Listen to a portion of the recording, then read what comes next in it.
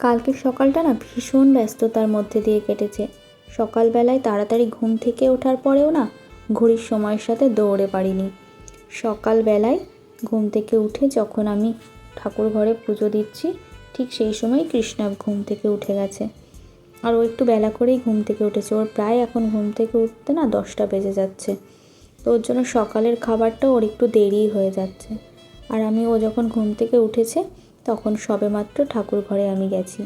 আর তারপরে যেহেতু বৃহস্পতিবার ছিল, ঠাকুরের সব বাসনপত্র মেজে ঠাকুরের সিংহাসন পরিষ্কার করে তারপরে একটু সময় নিয়ে পুজো করার থাকে। তার জন্য না ভাবলাম যে এখনও তো অনেকটা সময় লাগবে, তাহলে ওকে খাইয়ে নিই। ওকে খাওয়াতে বসেছি প্রায় 10:30টার দিকে। আর ওর খেতে খেতে তো প্রায় 1 ঘন্টা সময় লাগে। ওর জন্য 11:30টা বেজে গেছিলো। তারপরে বাকি পুজোটা আমি শেষ করে নিজে কালকে খেতে খেতে আমার প্রায় 12:30টা। তখন যেই ভেবেছি যে সকালের তো এখনও বিছানাটাও তোলা হয়নি, তাহলে আগে ওটা তুলে নিই। তারপরে আমি কৃষ্ণাবকে একেবারে ক্রিম মাখিয়ে তারপর ওর সাথে একটু খেলা করব। ওকে স্নান করিয়ে এনেই বসিয়ে রেখেছিলাম। ওর খাওয়ার পরপরই ওকে স্নান করিয়ে দিয়েছি। কিন্তু আমি যে একটু ঘরের কাজগুলো করব, তার আগেই ও না দৌড়ে এসে টেবিলের উপর ডিমের ট্রেটা ছিল সেটাই ধরেছে।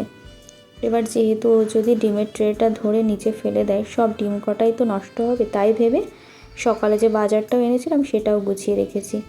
মাঝে মাঝে কী হয় জানো তো, সবজির ব্যাগ থেকেও একটা সবজি নিয়ে একটা টেবিলের ওপরে রাখবে বা খাটের ওপরে। আর মাঝে মাঝে তো এমনও হয় যে ঠাকুর ঘরে নিয়ে গিয়ে ঠাকুরের সামনে রেখে দেয়। তাই ওই কাজটা আমার পরে করলেও হতো, কিন্তু ওর কাছ থেকে সব কিছু আমার সাবধানে রাখতে হয়। আর ওকে কেন ক্রিমটা আমি দেরিতে মাখিয়েছি এটাই তার কারণ। যে কাজটা আমার 2 মিনিটে হয়ে যাওয়ার কথা সেটা প্রায় 15-20 মিনিট সময় লেগে যায়। ও কিছুতেই স্নান করার পরে ক্রিম মাখতে চায় না। এটা ওর আজকের দিন বলে নয়, এটা ওর প্রতিদিনের রুটিন।